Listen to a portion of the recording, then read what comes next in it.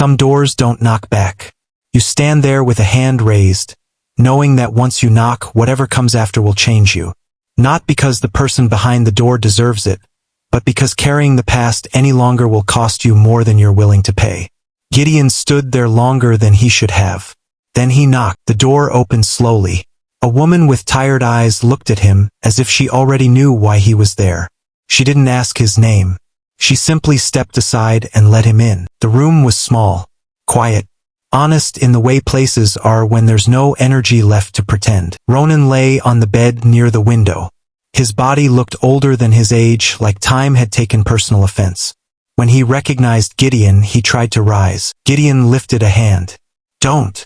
The silence that followed wasn't awkward. It was heavy, the kind that forms when too much has been left unsaid for too long. Ronan spoke first. "I didn't think you'd come." A pause. A cough. "Thank you for coming anyway." Gideon didn't answer right away. He hadn't come for apologies. He hadn't come for closure. He came because resentment, when carried long enough, starts living where your peace should be. Ronan swallowed. "I told myself you'd be fine without me. I told myself I had a right to what I took." His voice thinned. "I told myself stories until they sounded like truth. I'm tired of lying to myself." He looked at Gideon. "You don't owe me anything." Gideon sat down. He saw two men in front of him, the one who once shared dreams beside him, and the one who broke something that never fully healed. Both were real. Pretending otherwise would have been another lie. "I won't pretend it didn't happen," Gideon said. "I know," Ronan whispered. "I carried it longer than I should have. It changed me, and not for the better." Then, quietly, without ceremony, Gideon said, "I forgive you." The words weren't loud. They weren't dramatic. But they were expensive. Ronan's shoulders shook. "I don't deserve that." Gideon didn't argue. "It's not about deserving," he said. "It's about choosing what I carry forward." Something shifted in the room. Same walls, same bed, but the weight changed. They spoke a little more, not about blame, not about details. Gideon asked if Ronan had what he needed. The woman mentioned supplies they were short on. Gideon nodded. "I'll take care of it." No speeches. No gestures meant for memory. Just quiet responsibility. At the door, Ronan tried to speak again. Another apology forming. Gideon stopped him with a raised hand. "We've said enough." Then, after a pause, "Take care of yourself."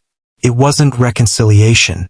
It was a boundary wrapped in peace. On the road home, Gideon felt tired but not crushed. It was the kind of tired that comes after finally setting something down. When he returned, Mara looked up from her work. She didn't ask questions. She didn't need answers. "I did what I needed to do," Gideon said. She nodded. "Good." That night, Gideon destroyed the note he'd carried for years. The one filled with rehearsed words, imagined arguments, things he'd never say. He kept only one thing: proof that pain doesn't disappear. It changes shape when you stop feeding it. Life didn't suddenly improve. Work was still work. People were still difficult. The world didn't apologize. But Gideon was different. He stopped expecting fairness and chose to be fair anyway. He stopped demanding loyalty and practiced it himself. He stopped measuring peace by how others behaved. Forgiveness didn't make him soft. It made him still. Weeks later, a short letter arrived. Ronan thanked him, said his health was failing, said only this: "If you think of me, I hope it isn't with anger." Gideon read it once, then let it go. He didn't need reminders anymore. When people spoke about Ronan, some with sympathy, some with judgment, Gideon stayed quiet. He had learned that everyone tells the story from the side that hurts least. One evening, a young worker asked him, "Do you ever regret forgiving someone who hurt you that much?" Gideon thought carefully. "No," he said. "Regret kept me angry. Forgiveness gave me my days back." Months later, word came that Ronan had died. Gideon didn't cry. He didn't feel relief either. That night, he lit a single candle in the shop. Not for Ronan, but for the peace that had taken years to earn. He whispered, "Thank you." Not because the pain vanished, but because it no longer ruled him. From then on, Gideon worked with steadier hands. He taught that success without peace is just exhaustion with better lighting. And when he looked at his hands, he no longer saw fists. He saw hands that knew how to open. Life doesn't always give us closure. Some people hurt us and disappear. Some never explain. Some never say sorry. If your peace depends on their apology, you'll wait forever. Forgiveness isn't forgetting. It isn't excusing. And it doesn't mean letting people back in. It means deciding the past doesn't get to vote on your future. Holding on to pain feels powerful until you realize it's been holding you. Forgiveness costs pride. It costs the comfort of being right. It costs the identity of being wounded. But holding on costs more.